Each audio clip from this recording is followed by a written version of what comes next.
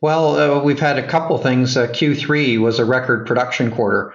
So that's as expected as we've continued to ramp up our mines. What's driven that record production is really the strong base of the Abitibi mines. When you look collectively at Goldex, Canadian Malartic, and LaRonde combined, they produced over 220,000 ounces and at cash cost of under $600 an ounce. And then we had a really strong performance at Meliadine, which produced record amounts of gold. So it's starting to show its potential producing those record amounts. So good, strong production, generating really good cash flow, operating cash flow, $1.69 a share.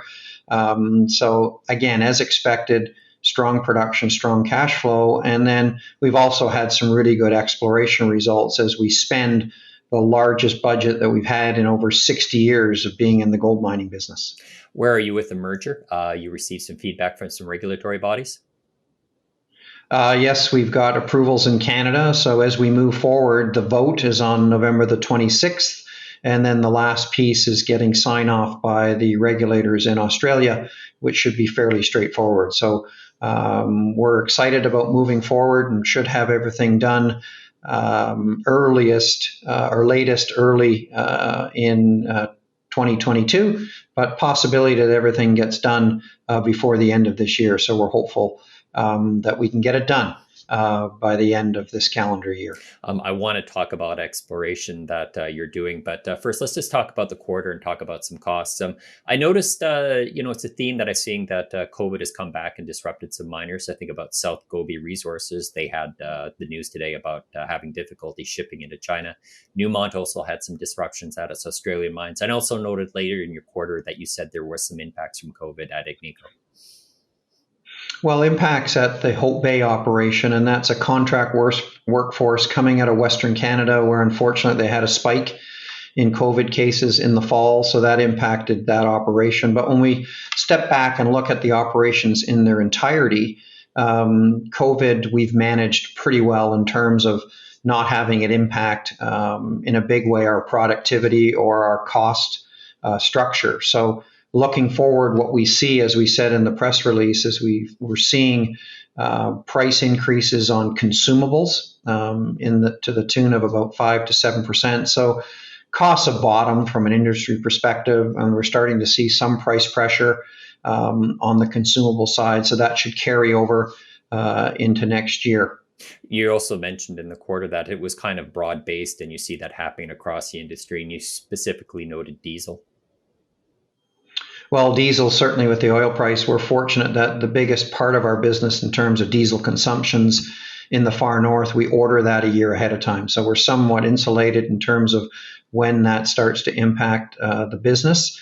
We also do some diesel hedging. So as we go into next year, I think like most companies, as you mentioned, are starting to talk about what they're seeing from their suppliers in terms of increasing prices, and we're no different than the rest of the industry. What was interesting too, you also noted the tight labor market because we see much activity in the Abitibi, never mind which is going on industry-wide. You also had an interesting note that you're saying one way to counteract was taking suppliers and turning them into employees. That's true. And I think one of the things that we've got a bit of an advantage is we've been around for a long time, very low turnover among the workforce, very low absenteeism. So, big contribution from our workers each and every day. But as we look at a tighter labor market, we just felt it important, given the opportunity set we have in front of us. There's a project pipeline. There's ample number of brownfield opportunities. When we can tie up high quality workers, we take that opportunity to do that, which is what we've been doing. You said Odyssey is on track and the purchase of long lead items remains on target. What are suppliers saying generally about capacity, being able to get your trucks, being able to get your mills? We really haven't had issues in terms of getting the things we need to keep the projects on schedule. As you mentioned, the Odyssey project, a big underground project. In fact, when that's built and up and running, it'll be the largest underground gold mine in the country. So we've started the head frame. We had our board of directors up there last week. What they were able to see is the concrete structure of the head frame is fully up now, 97 meters high. So the size of that head frame indicates the size of the ore body that we're ultimately going to be mining with our partner Yamana. You announced an aggressive exploration program. You said it's the largest in your company's history at 163 million. Sean, why now? You have the merger, which looks like it's on track, and you're going to be adding ounces that way. And then you also noted that there's a tight labor market right now. Why the timing? Well, it was just based on results. And so we came through last year starting to see really good opportunities to expand our deposits at our biggest cash flow generators, our biggest producers. That's pointing us to more brownfield opportunities to either increase production or extend the mine lives of these big cash flow generators. So it's simply based on results last year that we followed up with the largest budget, as you said, in our 60 plus year history. And we saw some of the results of that at several mines. What we really like about it, it's not one mine, it's multiple mines. As we start to open up those deposits in Finland, we've traced the deposit down to 1.9 kilometers underground. Everybody knows about Odyssey, the underground opportunity there. We've had significant step outs to the east, which indicate that favorable rock structure potentially hosts additional zones there. LaRonde, even after 30 years of production, more than 30 years of production, we're extending 3 exploration drifts to the west on open ground that used to be owned by Barrick, which we now own. Meliadine, as we drill deep, we're getting high grade, good intersections. So when we look across the platform, we're seeing really good upside in those projects. And then, as you mentioned, talking about the merger, Kirkland Lake's projects also have good potential to grow. So when you combine them, look at the size of the combined production platform, 3.4 going to 3.6 million ounces, with a huge chunk of that in Canada. And then when you combine that exploration platform, a number of the main mines in that broadened platform are seeing good exploration upside. So it's going to be unique among the large gold producers to have a lot of value to be created going forward, focused on exploration. You combine what Agnico's spending this year, 160 million, Kirkland would be spending more. Those are the two of the largest exploration budgets in the industry. And if you look at the history of both of the companies, Kirkland and Agnico, both have created lots of value per share based on exploration success, backed up by solid budgets and consistent budgets for many years. What's the long-term gold production look like at Agnico, Sean? Well, it's still growing, and it's still growing as we've built the Nunavut base. We're able to continue to expand and grow that production base. We've got expansion opportunities in Finland, which we're working on.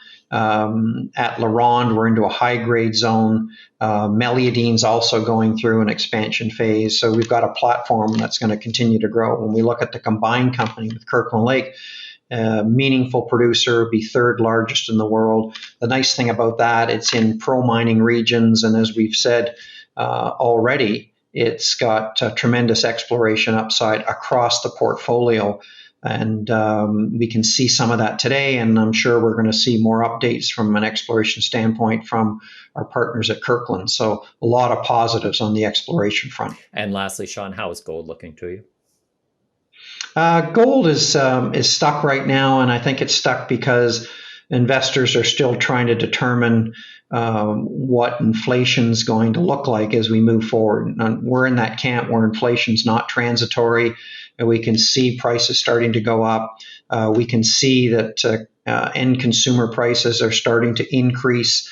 Ultimately, we think that boils back to the average worker who's going to demand more. So what we would see is more permanent inflation down the road. That's a recipe for higher gold prices. So I think what we're seeing now, the gold businesses are doing pretty well, between $1,700 and $1,800 in terms of their ability to generate significant cash flow. That only gets better as we move forward in a rising gold price environment, but the shares are not reflecting that now clearly. So that's the opportunity. Position yourself in the high quality names, and you're going to do well just based on the quality of the businesses at this gold price. And when gold prices move higher, you're going to do that much better. Sean, thank you.